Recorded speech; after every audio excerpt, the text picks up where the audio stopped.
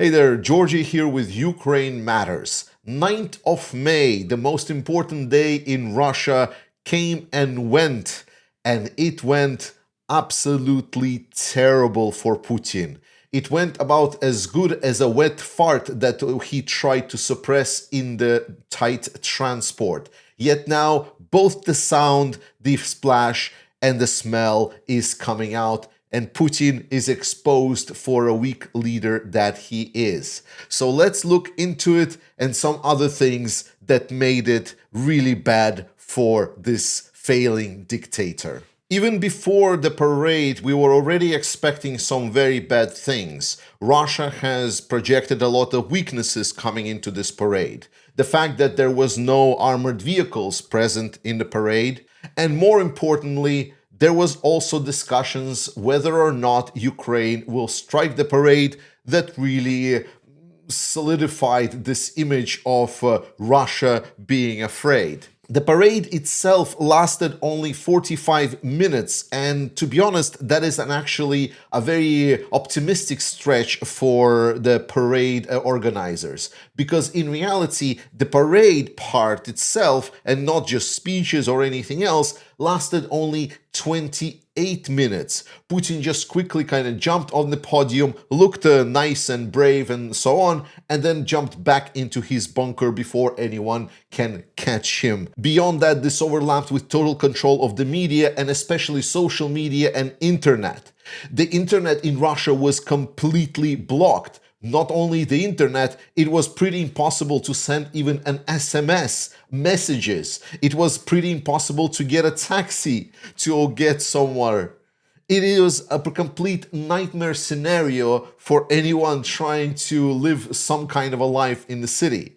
It all projected a lot of weaknesses, because how can the country that is supposedly trying to project strength, trying to project that we already beat one of the worst evils that this world supposedly has sprung in Europe via Nazis, how are they now projecting that they're going to be victorious in a war that they started 5 years ago and they are struggling to advance, and every single analyst, even the pro-Russian ones, are now questioning what are they even achieving? But mostly this has been a discussion about what really happened with all of that ceasefire around parade. Because we saw some of the initial exchanges where Russia unilaterally tried to announce that they will essentially announce the ceasefire from the 8th of May to the 9th of May for them to hold a parade, to which Zelensky and his diplomatic team really responded with quite big certainty and stated that, okay, we're agreeing, but we started from the 6th, essentially giving leeway for if Russia would attack Ukraine, which they actually did, then Ukraine would waive all of the quote-unquote agreements, and they will then have all the ability to strike the parade. And after this indeed happened, and Ukraine struck Russia, pretty intensely actually struck Russia, on the 8th of May, just some hours before the actual parade was supposed to happen, it is now known that Putin was really calling Trump to try to help him somehow, to try to influence Zelensky and maybe barter some kind of agreement. And as far as we know, the only way for Russia to get some kind of a ceasefire so they can hold a parade, they basically had to bribe Zelensky with something. And the biggest bribe that people in Ukraine care for the most, and Zelensky cares the most, are the people of Ukraine. Not the fear of Russian strikes, no, the people that are being held unlawfully in the Russian prisons.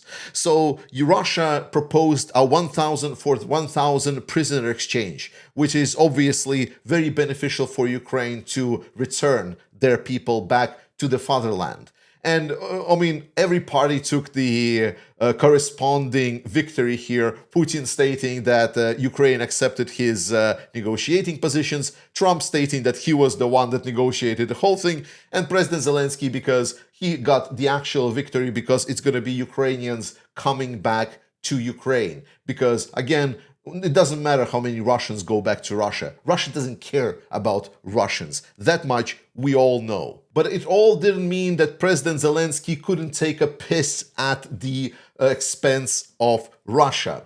And he actually released with his team something that got absolutely the blood of every single Russian boiling.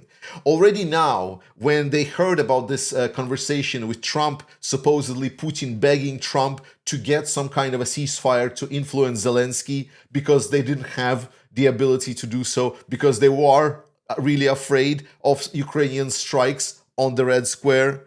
But even after this, President Zelensky and their team played one extra card to slap Russia in the face with a wet, smelly mackerel, which is they released a decree of the President of Ukraine. And this is real. You can go to the website of the President of Ukraine office and find the decree 374/2026 about President Zelensky allowing the Russians to hold a parade in Moscow for the 9th of May.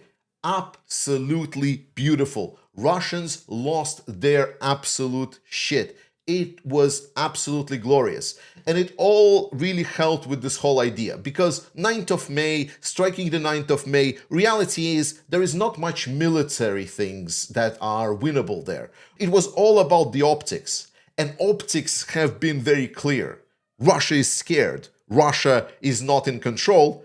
President Zelensky is. And the damage is already spreading, not only in the Western media that saw reaction that is a lot more akin to mine, correctly evaluating that Putin just doesn't have the ability to project power, but also inside Russia.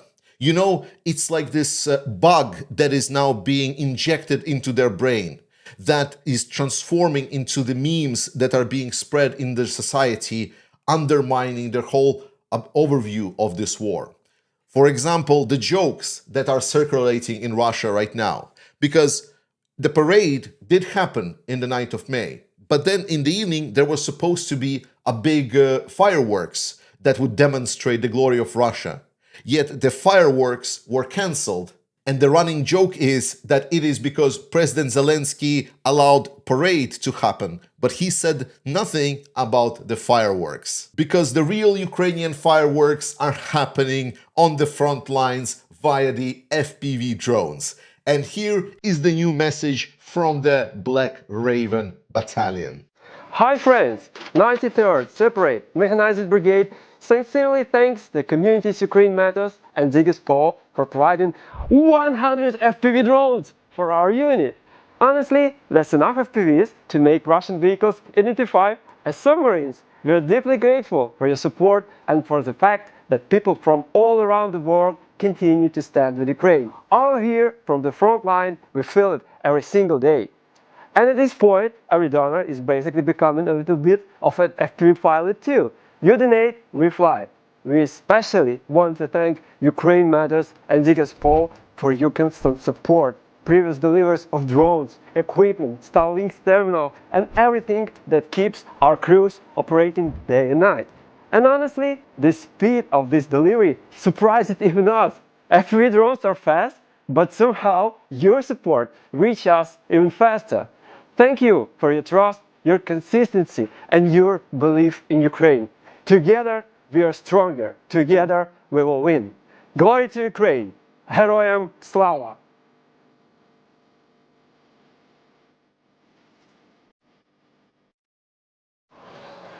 То мої дрони. Oh. Hello, friends. I love what you are doing to support Ukraine. We are truly making a difference, and we are actually delivering Russians the fireworks that they deserve. Support Ukrainian armed forces right now. In order to mitigate some destruction of his image, Putin in the evening appeared before the journalists where he spoke about how much strength they are projecting. He tried to threaten different countries, including some of the NATO countries. Finland tried to threaten Armenia that just held the summit of the European powers and is expressing some interest in joining EU. Putin essentially trying to bully around. He's trying to play the same game that he was playing before, but it wasn't really landing. The one notable thing is that some media unfortunately has still a lot of wishful thinking about what Putin is stating, and they're just grabbing some kind of a phrase that he states without the context and just putting it as a headline and then running away with. So in this case, what is running away is that supposedly Putin has proposed some kind of the end of the war, and that potentially there is going to be some kind of a peace deal between Ukraine and Russia. But that unfortunately misses the whole context of that discussion. Because what happened on this, he was answering the questions from the journalists, and he stated that generally speaking, we know how this will end. It's a very nebulous phrase. It doesn't really explain anything. But more importantly, there was a follow-up kind of conversation with the journalists where the journalists implied, well, if the war will end, will it be the borders of Russia? Will it be maybe the western borders of Ukraine, implying that Russia will completely subjugate Ukraine? And Putin to answer to that, well, you answered to that question yourself. So nothing that Putin really stated in the context of that whole question really implied that something changed, especially because Ushakov, one of the advisors and the main guy kind of leading this negotiations bullshit track with Trump and so on, he stated that they don't see any necessity for the progress of negotiations. Putin obviously is trying to have this negotiating process. He would really want to see more and more informational space be diluted about the possible negotiations because it's beneficial for him. Otherwise, everyone is just going to get focused on supporting Ukraine. But if you can have some, let's say, politician of unknown origin that is very prompt to doing your bidding, then maybe suddenly there is some kind of ability to do so. So that's why all of these headlines stating that Putin is proposing the end of the war, that there is a peace deal and so on, they are just lying to you, to be honest. Because the analysis of actual data is showing that Russia is in a dire position, and arguably more dire than even I expect. I recently talked about the scenarios that Russia could expect if they would just continue going forward, and I still stand by them. But there is also a lot of other sources that are claiming otherwise. For example, the New York Times, not the most pro-Ukrainian source, but even they are forced to acknowledge that it is really bad for Russia. For example, Russia is still trying to project and state that nothing is going to happen with negotiations before Ukraine is going to leave the Donbas area. So Russia is stating right now that negotiations can start only when Ukraine leaves Donbas. So no peace deal, nothing. The negotiations can start. But when you look at the numbers, even again, the mainstream media, they are finally catching the drift. So here they're stating President Vladimir Putin of Russia has sought to convince President Trump that his troops are marching towards inevitable victory in Ukraine, arguing that Kyiv should hand over the entire eastern Donbas region to avoid impending defeat. After making gains last year, which I stated was not really big gains, it was less than 1% of Ukrainian territory, the Russian military has slowed to a crawl. In some parts of Ukraine, it has lost territory. At its average monthly rate of advance so far this year, it would take Russia, important, more than 3 decades to seize full control of Donbas, which the Kremlin has set as condition. They state here for ending the war, but they're lying to you. That is not what Russians are saying. Russians are stating negotiations can start when Ukrainians leave Donbas. 3 decades from the not the most pro-Ukrainian source. And a lot of that analysis also doesn't take into account that Ukraine is continuing strengthening their positions in Donbas. For example, Ukraine is digging more and more defensive positions. The number of defensive lines right now in Donbas is astonishing. And thank you so much to Clement Molin here for continuing doing this hard work, monitoring and putting on the map where the defenses are of Ukraine. These are trenches and defensive positions, and this is only visible. A lot of here, what is displayed, doesn't really show the underground facilities that Ukraine is building, which are actually quite dominant when you go out there and you realize how important it is. Ukraine, this is completely unbreachable. I can say that now for sure. There is no military way for Russia to get it. And one might say, well, Russia is just going to continue for 3 decades grinding forward to take over Donbass. Firstly, why do you think if Russia takes Donbass, suddenly this will end the war for Russia? That is one thing. But even if they do, that's actually not given, because the second big part is not only what's happening on the front lines, the second big part is what's happening to the Russian economy. We very much were waiting for some numbers to come out about April, because we needed to find out how much Russia will benefit from this whole Iran crisis, and how much they will benefit from the situation around Hormuz. And the reality is, it's bad for Russia. So here are the oil and gas budget revenues. I'll try to zoom in so you can still see.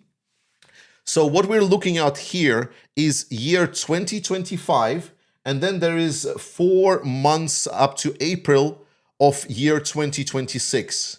So I want you to compare the first 4 months of 2026 to first 4 months of 2025. And this is in billion rubles. So January of 2025, 789 billion, 771 billion, 1081 billion, 1086 billion.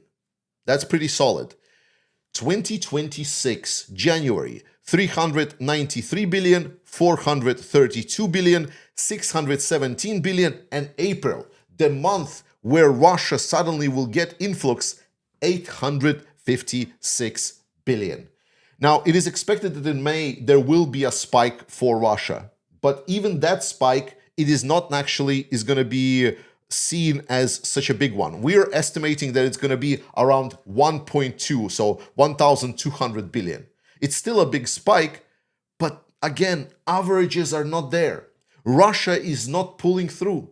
The amount of benefits they're extracting, the data shows it is not there. And this is obviously because of Ukrainian strikes, which is really crippling a lot of the Russian exports. This is because of the strong Russian ruble that has strengthened and now is being problematic because Russia is now selling oil, but they're getting less money for it. They would actually benefit more because of the weaker ruble, but they don't have that. And finally, there is also rebates to the oil companies because Russia is trying to control inflation. And one way they're trying to do so, they're trying to control the price of gasoline in Russia. I know the price of gasoline is rising, but Russia is actually spending insane amounts of money to control that price of gasoline. Russia is trying to suppress the prices of gasoline by paying back. And some analysts estimate that from all of the revenues that Russia is getting from the oil sales, about 20% of those go into the back into the oil companies. And recently there was supposedly some light at the end of the tunnel that was there from the Russian central bank. Russian central bank was starting to lower the rates on the interest inside Russia. Some people were stating, well, this is because Russian economy is now doing better. And I was stating that no, this is because there is a lot of political pressure on the Russian central bank government. That while the inflation right now seemingly is going to be around zero or even there's some deflation, the numbers itself actually are a lot more convoluted and it would require going in depth into them. But not everything is so easy, because the reality is what the president of central bank, Nabiullina, said is that we will see how we will treat the central bank rate, because the biggest issue is what is going to happen with the Russian deficit and budget deficit and what will be their policy on that. And finally, last week, we got the numbers that we were looking for. I hope you're sitting down because this will absolutely knock your socks off. The data for the first months of 2026 are in. The Russian federal budget deficit, this is official numbers. The Russian federal budget deficit in January-April 2026 amounted to 5.87 trillion rubles, 2.5% of GDP. Russia has uncovered hole of 2.5% of GDP in their budget. This is 2.946 trillion rubles higher for the same period last year. I want to underscore the total number is 5.87 and it is 2.946 higher. It is more than double than it was last year. It is so big, in fact, that 5.87 in the first 4 months is actually compared, and this is where I want to say importantly, the whole year of 2025, which I remind you was terrible for Russia, the whole of that was 5.68. This is 25 budget deficit for Russia. Current Russian budget deficit for the first 4 months, spring is still here, is 5.87.